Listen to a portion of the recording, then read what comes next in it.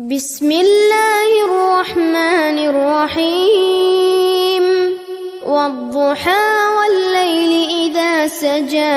السلام عليكم ورحمة الله وبركاته. الحمد لله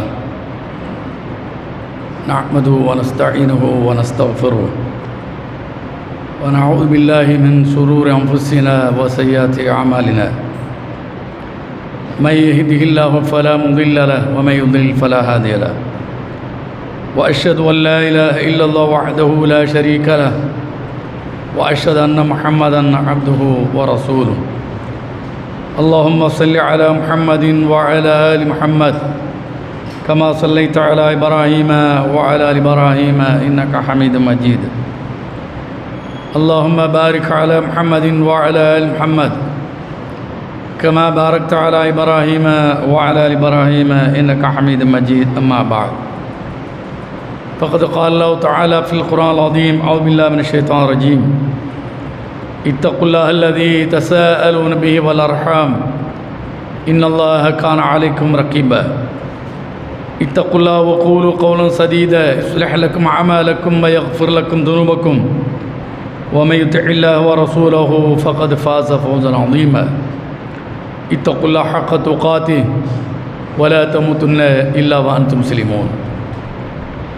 أفلا يتدبرون القرآن ولو كان من عند غير الله لوجدوا فيه اختلافا كثيرا. கண்ணியத்துக்குரிய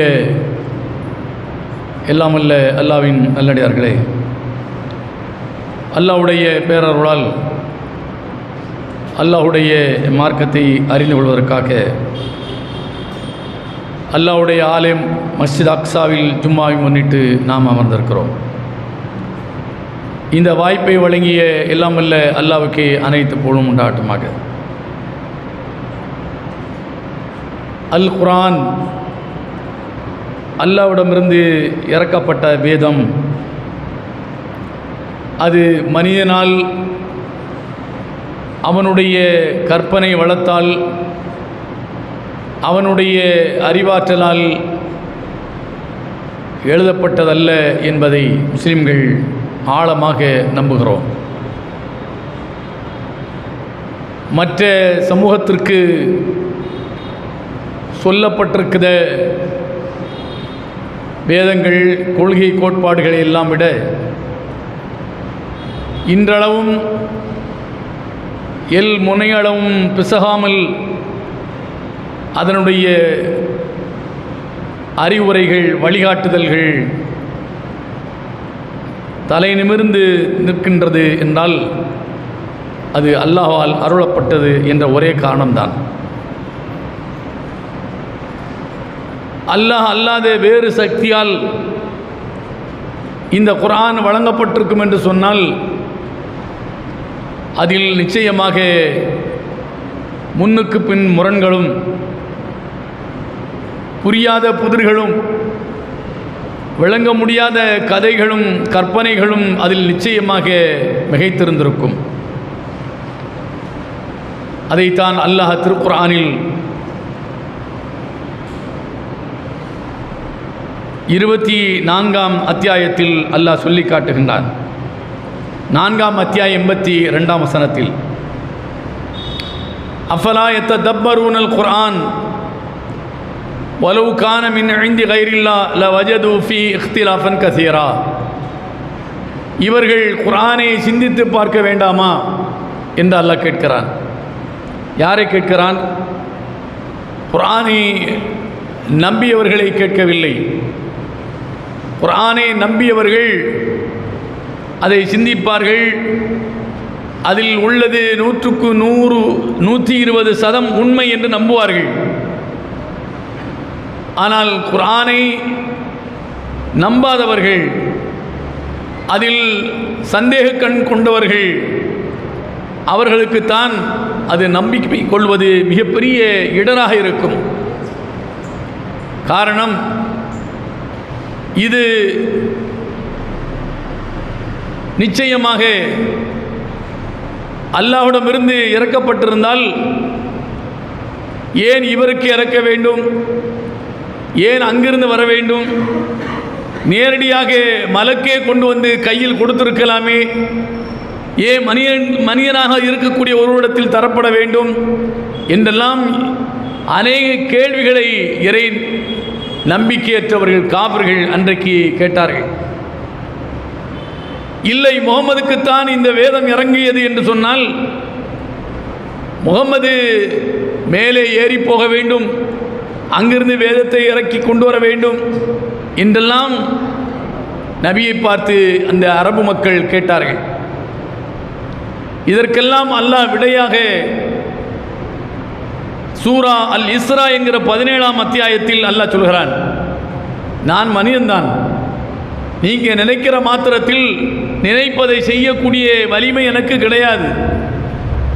சக மனிதனுக்கு என்ன இருக்கிறதோ அதுதான் எனக்கும் இருக்கிறது. எனக்கும் உங்களுக்கும் உள்ள வேறுபாடு, அல்லாஹ் என்னோடு தொடர்பு கொள்கிறான், உங்களிடத்தில் அல்லாஹ் தொடர்பு கொள்வதில்லை என்று அல்லாஹ் நபியை பதில் சொல்கிறான். அல் குன்து இல்லா பஷர் ரசூலா, சுபஹான ரப்பி அல் குன்து இல்லா பஷர் ரசூலா, என்னுடைய இரட்சகன் தூயவன், நான் மனிதை தவிர வேறில்லை என்று நபியே சொல்லுங்க. அவ குர்ஆனை சிந்திக்க வேண்டாமா என்று அல்லாஹ் யாரை நோக்கி கேட்கிறான் என்றால், அன்றைக்கு அல்லாஹ்வை குர்ஆனை ஏற்காத மக்களை பார்த்துத்தான் அல்லாஹ் கேட்கிறான். அஃபலா யத்ததப்பரூனல் குர்ஆன் வலவ் கான மின் இன்தி கைரில்லாஹ், இந்த குர்ஆனை அவர்கள் சிந்திக்க வேண்டாமா? இது அல்லாஹ் அல்லாத நம்மிடமிருந்து இது வந்திருக்கும் என்று சொன்னால் லவஜது ஃபீஹி இக்திலாஃபன் கதீரா, அதிகமான முரண்களை அதில் பார்த்திருப்பார்கள், வித்தியாசங்களை கண்டிருப்பார்கள். ஏன்? மனிதன் என்று சொன்னால் நேற்று ஒன்று பேசுவான், இன்றைக்கு ஒன்றை பேசுவான், வேறொரு இடத்தில் முந்தி என்ன பேசினான் என்பதை மறந்து விடுவான். இது மனிதனுடைய பலவீனம். எல்லாவற்றையுமே எல்லா காலத்திலும் ஒரே சீராக தான் சொன்னதை கடைசி வரை சொல்லக்கூடியவனாக, நினைவுகூரக்கூடியவனாக, பேசக்கூடியவனாக உலகில் எந்த மனிதனும் இல்லை. அல்லாஹ் மட்டும்தான். என்ன சொல்கிறானோ அதுதான் இறுதி வரை, அதில் எந்த மாற்றம் இல்லாமல் சொல்லக்கூடியவன். ஆதலால் தான் இது அல்லாஹ் அல்லாதவனிடமிருந்து இந்த குர்ஆன் இறக்கப்பட்டிருந்தால் அதிகமான முரண்கள் நிச்சயமாக இதில் கண்டிருப்பார்கள். வேறு வேதங்களை சித்தாந்தங்களை படித்து பார்த்தால் முன்னால் சொன்னதுக்கு நேர் மாற்றமாக, இடையில் சொன்னதற்கு நேர் மாற்றமாக, கடைசியில் ஆக எதை எடுப்பது எதை விடுவது என்கிற மிகப்பெரிய குழப்பத்திற்குள் நிச்சயமாக மனிதன் தள்ளப்பட்டு விடுவான். எந்த குழப்பமும் இன்றி நேர்த்தியாக ஒரு வேதம் இருக்கிறது என்றால் அல் குர்ஆன் என்பதை முஸ்லீம்கள் ஆழமாக நாம் நம்புகிறோம். அதுதான் உண்மையும் கூட. அதைத்தான் இந்த வசனத்தில் அல்லாஹ் சொல்கிறான். இந்த அடிப்படையை புரிந்து கொண்டால், அல்லாஹ்வுடைய தூதருக்கு அல்லாஹ் குர்ஆனை தந்தபோது அதற்கு விளக்கமாகத்தான் நபியை அல்லாஹ் முன்னிறுத்தினான். குர்ஆன் சொல்லப்பட்ட அறிவுரைகளை ஏற்று மக்களுக்கு அதை விளக்கி காட்டி நடைமுறைப்படுத்த வேண்டும் என்ற அடிப்படையில் தான் அல்லாஹ் அவரை வழிகாட்டியாக இந்த உலகத்திற்கு அனுப்பி வைத்தான்.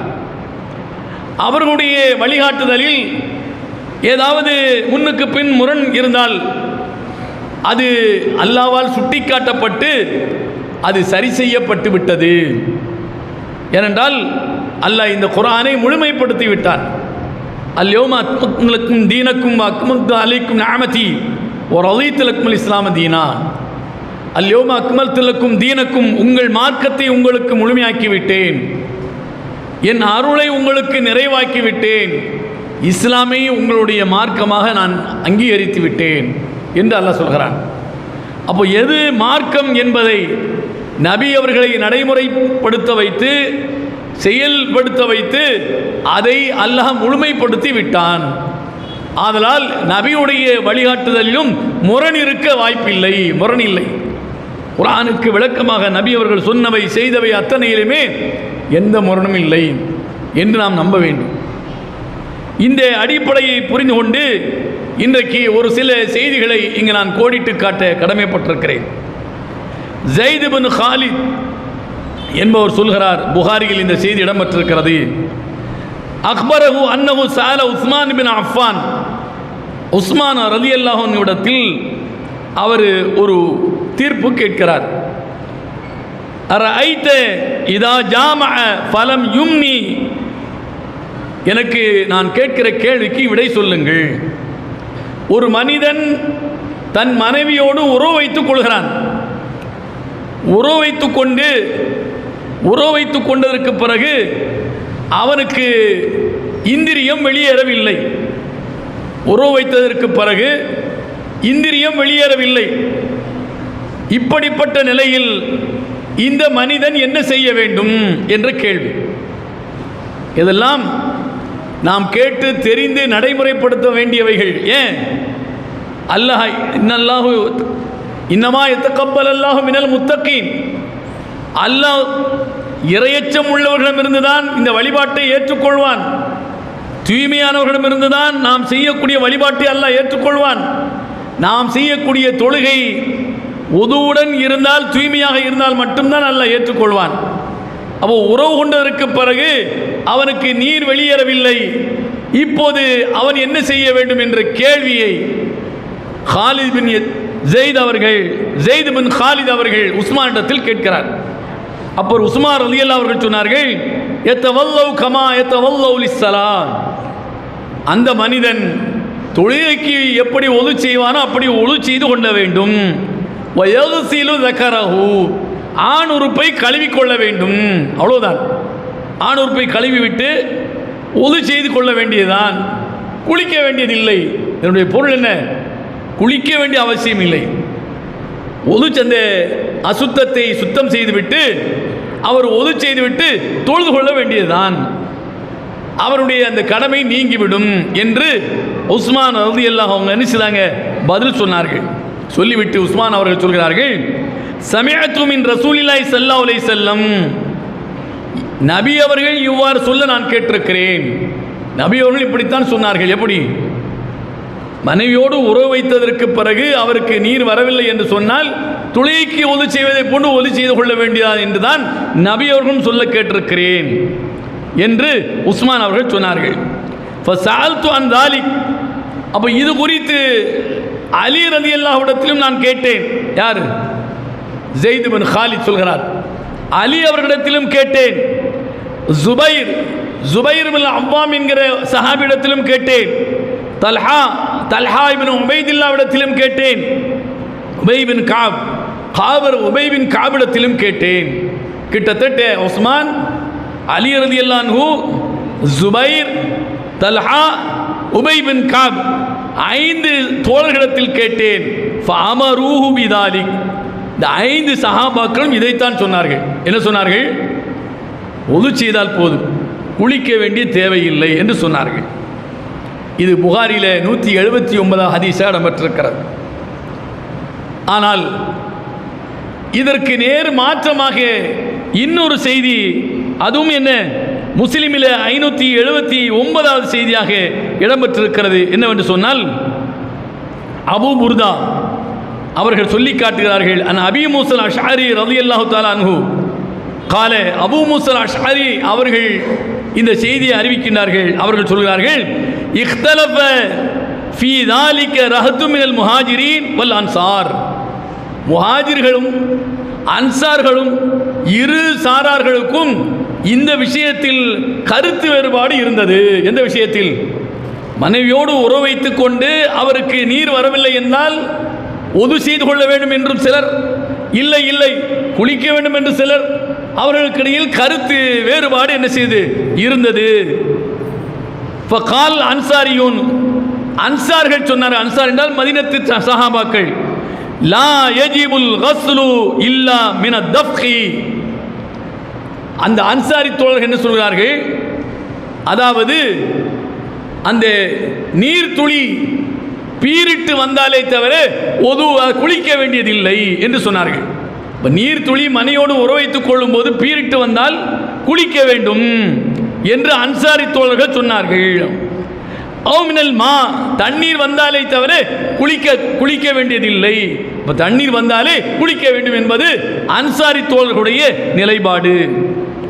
காலல் முஹாஜிரூன், முஹாஜிர்கள் மக்கத்து சஹாபாக்கள் அவங்க சொல்றாங்க பல் இதா காலத்த ஃபகது வஜபல் குஸ்லு. மக்கத்து சஹாபாக்கள் சொல்கிறார்கள், முஹாஜிர்கள், இல்லை இல்லை, மனைவியோடு உறவு வைத்தாலே குளிக்க வேண்டும். அவருக்கு நீர் வந்தால் என்ன, வராவிட்டால் என்ன, விந்து வந்தால் என்ன, வராவிட்டால் என்ன, மனைவியோடு உறவு வைத்தாரா அவர் குளித்ததற்கு பிறகுதான் மற்ற வழிபாடுகளை செய்ய வேண்டும், அவருக்கு அப்போதுதான் கடமை நீங்கும் என்று முஹாஜிர்கள் சொன்னார்கள். கால அபூ மூஸா அஷ்அரி அவங்க சொல்றாங்க, இந்த செய்தி அறிவிக்கக்கூடியவர், ஃபஅன அஷ்வீகு மின் தாலிக் ஃபகுந்து ஃபஸ்தஅதன்து அலா ஆயிஷா. அப்போ இது குறித்து விளக்கத்தை அறிந்து கொள்வதற்காக நான் ஆயிஷா ரலியல்லாஹு அன்ஹா அவர்களிடத்தில் சென்றேன். ஏன், நபி அவர்கள் தானே இதற்கு முன்மாதிரி. நபி அவர்கள் அந்த புறத்தில் மனைவியரோடு எப்படி நடந்து கொண்டார்கள், என்ன செய்தார் என்பதை வெளியில் இருக்கிற நீங்கள் நாம் என்ன செய்ய முடியாது, சொல்ல முடியாது, தெரிய முடியாது. இப்போ அவர்களுடைய மனைவியர்கள் வாயிலாகத்தான் அதை அறிந்து கொள்ள முடியும். ஆதலால் ஆயிஷா இடத்தில் நான் போய் இது குறித்து கேட்டேன். அவர்களிடத்தில் அனுமதி வேண்டி உள்ளே போன போது அவர்கள் எனக்கு அனுமதி வழங்கினார்கள். ஃபகுல்து லஹா யா உம்மா யா உம்மல் முஃமினீன், எனது தாயே, முஃமின்களுக்கெல்லாம் தாயே என்று சொல்லி அழைத்து, இன்னி உரீது அன் அஸ்அலக அன் ஷைஇன் வ இன்னி அஸ்தஈக், நான் ஒரு செய்தியை கேட்க விரும்புகிறேன், ஆனால் உங்களிடத்தில் கேட்க எனக்கு வெட்கமாக இருக்கிறது. என்ன, ஒரு ஆணுக்கு ஏற்படக்கூடியதை ஒரு பெண்ணிடத்தில் போய் இது மாதிரி வந்தால் என்ன செய்வது என்று கேட்பது அது நாணப்பட வேண்டிய ஒன்று, அது வெட்கப்பட வேண்டிய ஒன்று. என்றாலும் நான் அதை குறித்து நான் தெரிய வேண்டும். இரண்டு கருத்து இருக்கிறது. சஹாபாக்கிடத்தில் முஹாஜிரிடத்தில் உறவு கொண்டாலே குளிக்க வேண்டும், அன்சார்களிடத்தில் இல்லை இல்லை, நீர் விந்து வெளியேறினால்தான் குளிக்க வேண்டும். இதில் எதை எடுப்பது, எதை நடைமுறைப்படுத்துவது, எதை விடுவது என்ற குழப்பம் இருக்கிறது. அதற்கு உங்களுடைய விடைதான் தீர்வாக இருக்கும். ஆதலால் இதில் நான் கேட்க வெட்கப்படுகிறேன், ஆனால் கேட்டே ஆக வேண்டும். கேட்கலாமா என்று என்ன ஒரு முன் அனுமதியை எதிர்பார்த்து இந்த கேள்வியை அவர்கள் முன்வைக்கின்றார்கள். அப்போது ஆயிஷா நாயகி அவர்கள் சொன்னார்கள், லா தஸ்தஹி அன் தஸ்அலனி அம்மா குன்த சாயிலன் அன்ஹு உம்மகி அல்லதி வலதத்க. எப்பா, உன்னுடைய தாயிடத்தில் இது மாதிரியானவைகளை கேட்க நீ வெட்கப்படுவாயா? உன்னுடைய சொந்த தாய், உன்னை பெற்றெடுத்த தாய், அந்த தாயிட்ட போய் உனக்குரிய இது மாதிரியான சந்தேகங்களை கேட்க நீ வெட்கப்படுவாயா? அது மாதிரி நான் உன் தாய் தான், உன்னை பெற்றெடுக்காத தாய். ஆனால் நாங்கள் அனைவரும் உங்கள் அனைவருக்கும் தாய், பெற்றெடுக்காத தாய் அந்தஸ்தில் இருக்கிறோம். அதனால் தாராளமாக என்னிடத்தில் கேள் என்று ஆயிஷா நாயகி சொன்னார்கள். உடனே ஃபமா யூஜிபுல் குஸ்ல், ஆயிஷா நாயிடத்தில் அபூ மூஸா அஷ்அரி அவர்கள் கேட்டார்கள், குளிப்பு கடமையாக்குவது எது என்று கேட்டார்கள். காலத் அலல் கபீர் சக்கத்த கால, பெரிய விஷயத்தை கேட்டு விட்டாய் என்று ஆயிஷா நாய் சொல்லிவிட்டு சொன்னார்கள். கால ரசூலுல்லாஹி ஸல்லல்லாஹு அலைஹி வஸல்லம், நபிகள் நாயகம் ஸல்லல்லாஹு அலைஹி வஸல்லம் சொன்னார்கள், இதா ஜலஸ பைன ஷஅபைல் அர்பஇ வ மஸ்ஸல் கிதானுல் கிதான, அதாவது 4 கிளைகளுக்குள், அதாவது ஆணுக்கு 2 கால், பெண்ணுக்கு 2 கால், இந்த 4 கால்களுக்கு இடையில் ஒரு மனிதன் தன் மனைவியோடு உறவு வைத்துக் கொண்டு இவர்களுடைய மர்ம உறுப்பும் அவளுடைய மர்ம உறுப்பும் சந்தித்து கொண்டால் ஃபகது வஜபல் குஸ்லு, நபி அவர்கள் சொன்னார்கள், குளிப்பு கட்டாயம், குளித்தே ஆக வேண்டும். ஃபகது வஜபல் குஸ்லு. இது முஸ்லிமில் 579வது ஹதீஸ். ரெண்டு பேரும் கூடியாச்சு. அவர்களுக்கு விந்து வெளியே வந்தால் என்ன, வராவிட்டால் என்ன, குளித்துத்தான் ஆக வேண்டும், கடமையான குளிப்பை குளித்துத்தான் ஆக வேண்டும் என்று நபிகள் நாயகம் ஸல்லல்லாஹு அலைஹி வஸல்லம் சொன்னார்கள். பாருங்கள், சஹாபாக்கள், பெரும் சஹாபாக்கள் பாதி பேர் குளிக்க வேண்டியில் ஒது செய்தால் போதும் என்றார்கள், பாதி பேர் குளிக்க வேண்டும் என்று சொன்னார்கள். அப்போ இதை எப்படி எடுத்துக்கொள்வது? அல்லாஹ்வுடைய தூதர் என்ன சொன்னார்கள்? அல்லாஹ்வுடைய தூதர் என்ன சொன்னார்கள்? அல்லாஹ்வுடைய தூதர் கணவன் மனைவியாக சேர்ந்தாலே அவர்கள் குளித்துத்தான் ஆக வேண்டும். ஆணும் குளிக்க வேண்டும், பெண்ணும் குளிக்க வேண்டும். குளித்த பின் தான் அவர்கள் தங்களுடைய அடுத்த வணக்க வழிபாடுகளை செய்ய வேண்டும். என்று நபிகள் நாயகம் ஸல்லல்லாஹு அலைஹி வஸல்லம் சொன்னார்கள் என்று ஆயிஷா நாயகி சொல்லி காட்டுகிறார்கள். இப்போ அல்லாஹ் ஒரு மார்க்கத்தை அல்லாஹ்வுடைய தூதன் வாயிலாக நமக்கு சொல்லித் தருகிற போது அதில் தடுமாற்றத்துக்கு இடமில்லை. தடுமாற்றம் எங்கு இருக்கிறது? சஹாபாக்களிடத்தில் தான் இருக்கிறது. நபிகள் நாயகம் ஸல்லல்லாஹு அலைஹி வஸல்லம் அவர்கள் இது குறித்து எப்படி சொன்னார்கள், இறுதியாக என்ன சொன்னார்கள் என்று அவர்கள் அதில் முனைப்பில்லாமல் கவனம் இல்லாமல் அவர்கள் இருந்ததனுடைய விளைவு சஹாபாக்களுக்கு மத்தியில் இரு கருத்து வந்துவிட்டது. அந்த கருத்துக்கு எது தீர்வாக அமைந்தது? ஆயிஷா ரலியல்லாஹு அன்ஹா அவர்கள் சொன்னதுதான் தீர்வாக அமைந்தது என்பதை இந்த முஸ்லிமில் உள்ள இந்த செய்தியை நாம் பார்க்கிறோம். அடுத்து ஆயிஷா நாயகி ரலியல்லாஹு அவர்கள் சொல்லக்கூடிய செய்தி, இன்னொரு செய்தி திருமதியில் இருக்கிறது.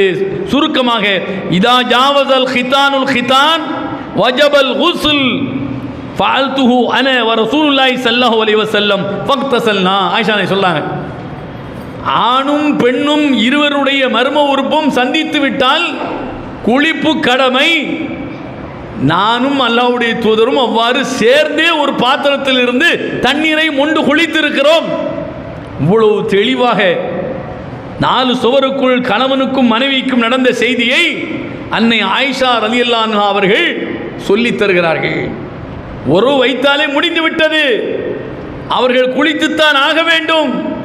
அதற்கு அல்லாஹ்வுடைய தூதர் சொன்னதையும் சொன்னார்கள், அல்லாஹ்வுடைய தூதர் செய்த செயலையும் ஆயிஷா நாயகி என்ன செய்கிறார்கள், இந்த திருமதியில் வரக்கூடிய ஹதீஸின் வாயிலாக நமக்கு என்ன செய்றாங்க, சொல்லி தர்றாங்க. அடுத்து பாருங்கள், இன்னொரு செய்தி. இது புகாரி அதாவது முஸ்லிமில் 2750வது ஹதீஸாக இடம்பெற்றிருக்கிறது. என்னவென்று சொன்னால், ஹஜ்ஜுக்கு போகின்றார்கள். உள்ள வாங்க, இடம் இருக்கு, உள்ள வாங்க. ஹஜ்ஜுக்கு போகிறார்கள். எஹ்ராம் அணிந்தவர்கள் அந்த குறிப்பிட்ட எல்லைக்குள் நுழைவதற்கு முன்னர் அவங்க என்ன வேணாலும் என்ன செய்யலாம். ஹஜ்ஜுக்கு உம்ராவுக்கு போனவங்களுக்கு தெரியும், எலம்லம் என்கிற அந்த எல்லை இருக்கா இல்லையா, அந்த எல்லையை விமானத்தில் கடப்பதற்கு முன்னர், மெட்ராஸில் இருக்கும்போதோ அல்ல இலங்கையில் இருக்கும்போதோ அல்ல அபுதாபியில் இருக்கும்போதோ அல்ல துபையில் இருக்கும்போதோ இந்த வழியாக உம்ராவுக்கு போகிறார்கள், ஹஜ்ஜுக்கு போகிறார்கள் என்று வைத்துக் கொள்ளுங்கள். அது வரைக்கும் அந்த எலம்லம் எல்லைக்கு முன்னால் வரைக்கும் நகத்தை வெட்டலாம், முடியை வெட்டலாம், அவர்கள் நறுமணத்தை பூசலாம், மனைவியோடு உறவு வைத்துக் கொள்ளலாம். இதெல்லாமே அனுமதிக்கப்பட்டது. எஹ்ராமை அணிந்து அந்த எல்லையை கடக்கிற போது உம்ரா செய்யக்கூடியவர் லப்பைக உம்ரத்தன் என்று நியத்தை மொழிந்தால், ஹஜ் செய்யக்கூடியவர் லப்பைக உம்ரத்தன் வ ஹஜ்ஜத்தன் என்று நியத்தை மொழிந்தால், அதற்கு பிறகு அவர் நகம் வெட்டக்கூடாது, அதற்கு பிறகு அவர் முடியை வெட்டக்கூடாது, அதற்கு பிறகு அவர் நறுமணம் பூசக்கூடாது, அதற்கு பிறகு மனைவியோடு உறவு வைத்துக் கொள்ளக்கூடாது என்றெல்லாம் ஹஜ்ஜில் அனுமதிக்கப்பட்டது அனுமதிக்கப்படாதது என்கிற பட்டியலில் அல்லாஹ்வுடைய தூதர் அவர்கள் நமக்கு சொல்லித் தருகிறார்கள். இதை நாம் மனதில் வைத்துக்கொண்டு இந்த செய்திக்கு நாம் வருவோம்.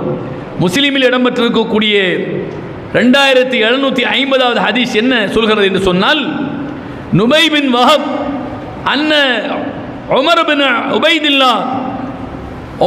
உபைதுல்லா அவர்கள் அராத அன் யுஸவ்விஜ தல்ஹத இப்ன உமர் பின்த் ஷைபா இப்னு ஜுபைர்.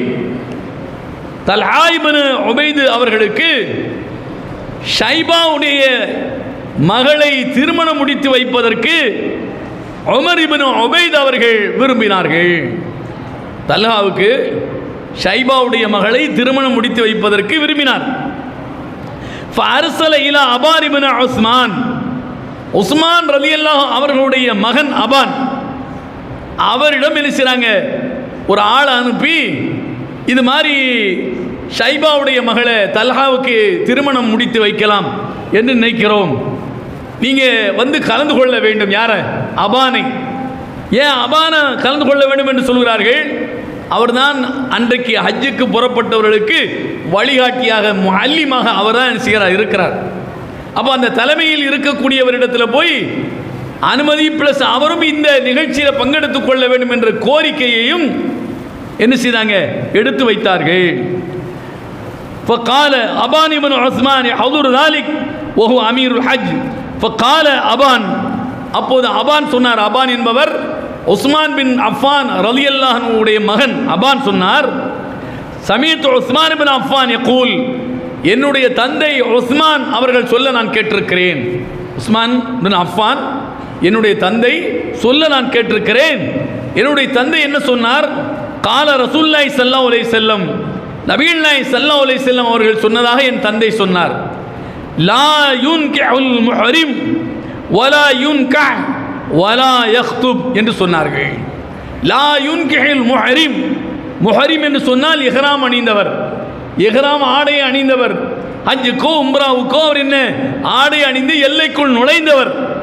அவர் லா யுன்கிஹ், அவர் திருமணம் செய்து கொள்ளக்கூடாது, அவர் திருமணம் செய்து கொள்ளக்கூடாது. வலா யுன்கஹ், அவருக்கு யாரும் திருமணம் செய்து வைக்கவும் கூடாது. அவர் யாருக்கும் திருமணம் செய்து வைக்கக்கூடாது, அவரும் திருமணம் செய்து கொள்ளக்கூடாது. சரிங்களா? இரண்டும் கூடாது என்று நபி அவர்கள் சொன்னார்கள். வேறொருக்கு திருமணம் முடித்து வைப்பதும் கூடாது, தானே மணமனாக இருக்கவும் கூடாது. அடுத்த ஒரு மணமகனுக்கு மனம் முடித்து வைப்பதும் கூடாது, தானே மணமகனாக இருந்து திருமணம் முடிப்பதும் கூடாது என்று நபி அவர்கள் சொன்னார்கள். பிறகு சொன்னார்கள், வலா யக்துப், பெண் பேசவும் கூடாது என்று சொன்னார்கள். அப்போ ஹஜ்ஜுக்கோ உம்ராவுக்கோ புறப்பட்டு போறாங்க, குழுவாக குடும்பமாக போறாங்க என்று வைத்துக் கொள்ளுங்கள், அல்லது ஃபேமிலியாகவே என்ன கணவன் மணியாகவே போறான்னு வைத்துக்கிடுங்க. அவர்கள் அந்த எலம்லம் என்கிற எல்லைக்குள் நுழைந்ததற்கு பிறகு அவர்கள் உறவு வைத்துக் கொள்ளக்கூடாது. இல்லை நம்ம ஊரில் பக்கத்து குடும்பத்தில் உள்ளவங்க என்ன செய்கிறாங்க, மொத்தமாக குடும்பமாக போகிறாங்க. இந்த குடும்பத்தில் 2 ஆண், அந்த குடும்பத்தில் 2 பெண் இருக்கிறாங்க. அந்த பெண்ணுக்கு இந்த ஆணை, இந்த பெண்ணுக்கு அந்த ஆணை என்று நாம் பெண் பேசலாமா? இந்த பயணத்தில் எலம்லம் என்கிற எல்லைக்குள் நுழைந்ததற்கு பிறகு பெண் பேசலாமா? இல்லை அவர்களுக்காக ஹஜ்ஜுக்கு கூட போகக்கூடியவர் இந்த பெண்ணை இந்த ஆணுக்கு திருமணம் முடித்து வைக்கலாமா? கூடாது. இது நபிகள் நாயகம் ஸல்லல்லாஹு அலைஹி வஸல்லம் சொன்னது. நபிகள் நாயகம் ஸல்லல்லாஹு அலைஹி வஸல்லம் அவங்க சொன்னது. உள்ள இடம் இருக்கு, கொஞ்சம் உள்ள தள்ளி வாங்க, வெளியில் நிற்காதீங்க, உள்ள வாங்க. நல்லா கவனிச்சுக்கிடுங்க. உம்ராவுக்கும் ஹஜ்ஜுக்கும் செல்ல கொஞ்சம் நீங்கள் முன்னால் வாங்க, அப்போ தான் அவங்க பின்னால் விடுறவங்க இடம் இருக்கும். இங்கே உள்ள தள்ளி உட்காருங்க. உம்ராவுக்கும் ஹஜ்ஜுக்கும் செல்லக்கூடியவர்கள் கவனிக்க வேண்டிய மிக முக்கியமான ஒரு அம்சம் இது. ஏனோ தானோ என்று லட்சங்களை செலவழித்து விட்டு உம்ரா ஹஜ்ஜி என்று போய்விட்டு திரும்பி வருவது அல்ல. செய்யக்கூடாதது என்ன, செய்ய வேண்டியது என்ன என்பதை புரிந்து நடக்க வேண்டும் என்பதை அல்லாஹ்வுடைய தூதரின் மூலமாக நாம் அறிந்து அதை செயல்படுத்த வேண்டும். அந்த அடிப்படையில் இந்த செய்தி முஸ்லிமிலே இருக்கிறது. யாராம் அணிந்து விட்டால், எல்லைக்குள் நுழைந்து விட்டால் திருமணம் கூடாது. ஏற்கனவே மணமுடித்த மனைவியோடு இருக்கும்போது உறவும் வைத்துக் கொள்ளக்கூடாது என்று நபிகள் நாயகம் ஸல்லல்லாஹு சொல்லி காட்டுகிறார்கள். பாருங்க அடுத்த செய்தி. இது புகாரில் 1837 செய்தியாக அப்துல்லா பின் அப்பாஸ் இப்னு அப்பாஸ் ரலியல்லாஹு அன்ஹு அவர்கள் அறிவிக்கிறார்கள். அன்னன் நபி ஸல்லல்லாஹு அலைஹி வஸல்லம் தஸவ்வஜ மைமூனத்தே வஹுவ முஹரிம். புகாரில் வருது. 1837 ஹதீஸ் குறித்துக் கொள்ளுங்கள். நபி அவர்கள் எஹ்ராம் அணிந்த நிலையில் இருக்கும்போது மைமூனாவை மணமுடித்தார்கள் என்று வருகிறது. மைமூனா ரலியல்லாஹு அன்ஹா அவர்களை மணமுடித்தார்கள் என்று வருகிறது. முந்திய செய்தியில் கூடாது என்று நபி அவர்கள் சொன்னார்கள். பிந்திய செய்தியில் யார் சொல்கிறார்? இதை அப்துல்லா பின் அப்பாஸ் அவர்கள் சொல்கிறார்கள். முந்திய செய்தியை சொல்லக்கூடியவர்கள் நுபை பின் வஹப், உமர் பின் உபைதுல்லா அவர்கள் அந்த செய்தி சொல்கிறார்கள். அபான் பின் உஸ்மானுடைய மகன் வழியாக அந்த செய்தியை சொல்கிறார்கள். அந்த செய்தியை சொல்லக்கூடியது திருமணம் முடிக்கக்கூடாது, உறவு வைத்துக் கொள்ளக்கூடாது, பெண் பேசுவது கூடாது என்று அந்த ஹதீஸை அறிவிக்கக்கூடியவர்கள் உஸ்மான் பின் அஃபான். திருமணம் முடித்தார்கள் என்று சொல்லக்கூடிய இந்த செய்தியை அறிவிக்கக்கூடியவர் இப்னு அப்பாஸ். முந்திய செய்தி முஸ்லிமில் இருக்கிறது, பிந்திய செய்தி புகாரியில் இருக்கிறது. பிந்திய செய்தி புகாரியில் இருக்கிறது. அப்போ இதில் அல்லாஹ்வுடைய தூதரே திருமணம் முடித்திருக்கிறார்கள் எஹ்ராம் ஆடையில் இருக்கிற நிலையில் என்று நாம் அதை எடுத்துக்கொள்வதா? அல்லாஹ்வுடைய தூதர் வார்த்தையால் சொன்னது கூடாது என்று, ஆதலால் கூடாது என்று நாம் எடுத்துக்கொள்வதா என்பதை வேறு செய்திகளின் துணை கொண்டு அதை நாம் பார்க்க வேண்டும். முஸ்லிமில் 2755 ஹதீஸாக இடம்பெற்றிருக்கிறது. என்னவென்று சொன்னால், அன்னஹு நகாஹா வ ஹலால். அந்த அப்துல்லா பின் அப்பாஸ் அவர்கள் நபி அவர்கள் முஹரிமாக எஹ்ராம் அணிந்து நியத்து சொல்லி உள்ளே பிரவேசித்ததற்கு பிறகு மைமுனாவை திருமணம் முடித்தார்கள் என்று சொல்லக்கூடிய அந்த செய்திக்கு அடுத்த வரியில் வருகிறது, நபி அவர்கள் எஹ்ராமாக இல்லாத போதுதான் மைமுனாவை மணம் முடித்தார்கள் என்று வருகிறது. இப்போ பாருங்கள், அந்த செய்தி அறிவிக்கக்கூடியவர் அப்துல்லா பின் அப்பாஸ் அல்ல, வேறொரு தோழர் அறிவிக்கின்றார். அப்போ நபிகள் நாயகம் ஸல்லல்லாஹு அலைஹி வஸல்லம் முந்தி சொன்னது எஹ்ராம் அணிந்து விட்டால் திருமணம் கூடாது, பெண் பேசுவது கூடாது, நாமும் மனம் முடிக்க கூடாது, மற்றவர்களுக்கும் மனம் முடித்து வைக்க கூடாது, மனைவியோடு உறவு வைத்துக் கொள்ள கூடாது என்றுதான் நபி அவர்கள் சொன்னார்கள். ஆனால் நபி அவர்கள் சொன்னது அப்துல்லா பின் அப்பாஸுக்கு கிடைக்கவில்லை, அப்துல்லா பின் அப்பாஸுக்கு கிடைக்கவில்லை. அப்போ உஸ்மான் ரலியல்லாஹு அன்ஹு அவர்கள் சொன்ன செய்தியில் நபி அவர்கள் திருமணம் கூடாது என்று சொன்னார்கள். இப்னு அப்பாஸ் அவர்கள் சொல்லக்கூடிய செய்தியில் திருமணம் கூடும் என்று இருக்கிறது. எனவே இரண்டும் சஹாபாக்கள் தான். உஸ்மான் பின் அஃபானும் சஹாபிதான், அப்துல்லா பின் அப்பாஸும் சஹாபிதான். ஆனால் என்ன நடந்தது என்பதை அவர்கள் சரியாக கவனிக்காதனுடைய விளைவு அதுவும் கூடும் இதுவும் கூடும் என்கிற அடிப்படையிலே நாம் குழம்பி போக வேண்டிய நிலைக்கு இந்த செய்தி நமக்கு வந்து சேர்ந்திருக்கிறது. குழப்பத்திற்கு இடமே இல்லை. அல்லாஹ்வுடைய தூதர் அவர்கள் இறுதியாக சொன்னதுதான் திருமணம் கூடாது என்று. மைமுனாவை நபி அவர்கள் இஹ்ராம் என்கிற அந்த ஆடை அணிந்து எல்லைக்குள் நுழைவதற்கு முன்னர் மைமுனாவை திருமணம் முடித்தார்கள் என்பதுதான் சரியானது என்பதை நாம் புரிந்து கொண்டோம் என்று சொன்னால் எந்த முரண்பாடும் இல்லை என்பதை இந்த செய்தி நமக்கு உணர்த்துகிறது. புரிந்து செயல்படுகின்றவர்களாக அல்லாஹ் உங்களையும் என்னையும் ஆக்கியருவானாக. வாஹ்ரது அல்ஹம்துலில்லாஹி ரப்பில் ஆலமீன்.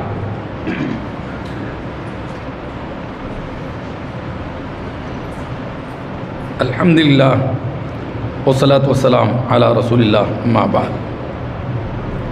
கண்ணியத்துக்குரிய சகோதர சகோதரிகளே, அல்லாஹுடைய பேரருளால் அல்லாஹும் அவனுடைய தூதரும் காட்டியவைகளை நம்முடைய கடமையாக ஏற்று செயல்படுகின்றவர்களாக நாம் இருந்து கொண்டிருக்கிறோம். வர இருக்கிற துல்ஹஜ் மாதம் குர்பானி கொடுக்க கடமைப்பட்டவர்கள் ஆடு கொடுப்பதற்கோ அல்லது மாட்டில் கூட்டாக கொடுப்பதற்கோ கடமைப்பட்டவர்கள் குர்பானி கொடுக்க வேண்டும். அப்படி வாய்ப்பிருந்தும் கொடுக்காதவர்கள் தொழுமிடத்திற்கு வர வேண்டாம் என்று நபிகள் நாயகம் ஸல்லல்லாஹு அலைஹி வஸல்லம் சொன்னார்கள். அவங்க வந்து தொழணும் அவசியம் இல்லை, பெருநாள் தொழுக என்று சொன்னார்கள். ஆதலால் ஆடு கொடுக்க கடமைப்பட்டவர்கள் ஆட்டை வாங்கி குர்பானி கொடுங்கள். அது செம்மறி ஆடாக இருந்தால் 1 வருடம் பூர்த்தியாக இருக்க வேண்டும், அல்லது 1 வருடத்திற்கான வளர்ப்பாக அது இருக்க வேண்டும். வெள்ளாடை குர்பானி கொடுக்கக்கூடியவர்களாக இருந்தால் 2 ஆண்டு பூர்த்தியாக இருக்க வேண்டும். இந்த பருவத்தில் உள்ளவைகளை ஆடு கொடுக்கின்றவர்கள் கவனத்தில் கொள்ள வேண்டும். கொம்பு ஒடிந்தது, நொண்டி மூக்கர, நோய்வாய்ப்பட்டது இவைகளெல்லாம் தவிர்க்க வேண்டும் என்று நபி அவர்கள் குறிப்பிட்டார்கள். மாடு என்பது 7 குடும்பத் தலைவர்கள் ஒன்று சேர்ந்து ஒரு மாட்டை என்ன செய்யலாம், குர்பானி கொடுக்கலாம் என்று நபி அவர்கள் குறிப்பிட்டார்கள். 7 பேர் சேர்ந்து ஒரு மாட்டை அறுத்து அவர்கள் தங்களுக்கும் மற்றவர்களுக்கும் அதை பயன்படுத்தி கொள்ள வேண்டும் என்று அடிப்படையில் மாட்டு குர்பானி இங்கு கூட்டாக கொடுப்பதற்கான ஏற்பாட்டை நம்முடைய அக்ஸா நிர்வாகம் ஒவ்வொரு வருடம் செய்கிறது. இந்த ஆண்டும் அதை நடைமுறைப்படுத்துவதற்கு தயாராக இருக்கிறார்கள். கடமைப்பட்டவர்கள் ஒரு பங்கு 4000 ரூபாய் செலுத்தி அதற்கான ஆதரவுகளை பெற்று இந்த வழிபாட்டை இறைவனுக்காக செய்கின்றவர்களாக நாம் ஆக வேண்டும். அல்ல அதற்கு அருள்பாலிக்க வேண்டும் என்று கேட்டு நிறைவு செய்கிறேன். வாஹ்ரது அல்ஹம்துலில்லாஹி ரப்பில் ஆலமீன்.